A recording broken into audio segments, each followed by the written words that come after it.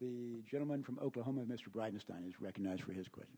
Thank you, Mr. Chairman. I appreciate the time. I'd like to start by asking our witnesses a question. Are you familiar with Troy Trinkle? He was the Chief Information Officer for the Centers for Medicare and Medicaid Services. His job was to oversee the development of Healthcare.gov, and his job was to, as you know, the last thing before launching the website, he had a security waiver he was supposed to sign. Do you guys remember any of this by chance? And he didn't sign it. He refused to sign it, and he resigned. His boss, Marilyn Tavener, CMS administrator, who's not a chief information officer, who arguably would not be qualified to sign off on a security waiver, she signed it. He didn't. He's qualified. She's qualified. She did. He's not qualified. She's an appointee of the President of the United States. Interestingly, her boss, Secretary of Health and Human Services, Kathleen Sebelius, testified before Congress that she had no idea that a security waiver was supposed to be signed, that it didn't get signed, and that her subordinate, another Barack Obama appointee, signed it. She didn't know. I mean, it would seem to me you have a qualified person not signing it and then having to resign, and the administration was not clear about why that person had to resign, namely Troy Trinkle. In fact, they didn't answer the question why. But it would appear, and this gives me concern, that people are making decisions for political reasons, not in the best interest of security of our citizens. And so some of you on this panel are CEOs, I think 3 of you, and then one leads a research institution. Just a quick yes or no answer. In your institutions, if this was going on, would you guys have an issue with it? Would somebody in your organization be fired? We'll start with you, Mr. Kennedy, and just go down the row. Coming from being a chief security officer for a Fortune 1000 company, I would say the answer to that would be yes. That would raise a major concern for me.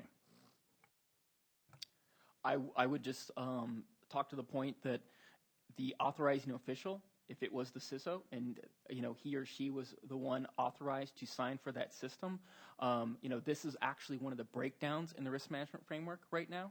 You have what's called, you usually have the CIO or the director that are in charge of maybe a program, an organization, and they are directed as the authorizing official. I would say, if we're going to look at it, one of the weaknesses in the process government-wide is that chief information security officer should be where the buck stops always. Right now, so you're acknowledging that he should have signed it if it was secure, and his refusal is a big breach of trust here with the American people. I acknowledge that under and then he was forced to resign. Arguably, the current process allows for the authorizing official to be whoever's directly in charge of the entire information system. So that being said, I think that that's a weakness in the process. Right now, it should be the chief information security officer of where it stops. They're supposed to know the system, the security capabilities, and they're supposed to be the ones that should be responsible. But that's not the process that we're currently using in the government. Well, it was the process that was supposed to be used until he refused and then resigned. Going down the line. I would also say yes, and I would add to that as we talked about earlier with external third parties looking at this, that's just a piece of it, them looking at it. The other part is those items are actually implemented and they're signed off on. So it's my turn, I suppose. Yeah, it's a big ethical issue, in my opinion. I think the key variable is that security of our country and the citizens of our country should be more than a political issue. Agreed. But I don't think the solution is to have local CISOs, people are middle-level management. It should be a major function of the government should be to have a CISO for the entire United States. I'm going to bring back my time. I've only got 30 more seconds, but I appreciate your answer, and you can submit it for the record. Absolutely. But I'd like to just say that I'm not going to put this in for the record, Mr. Chairman, because I don't want it to create any issues on the other side of the aisle. But this comes from an article from CBS News dated November 6, 2013. So people watching at home have access to it. It's on the internet. It's all been disclosed.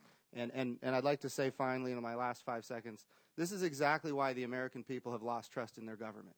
This is exactly why the American people have lost trust in their government.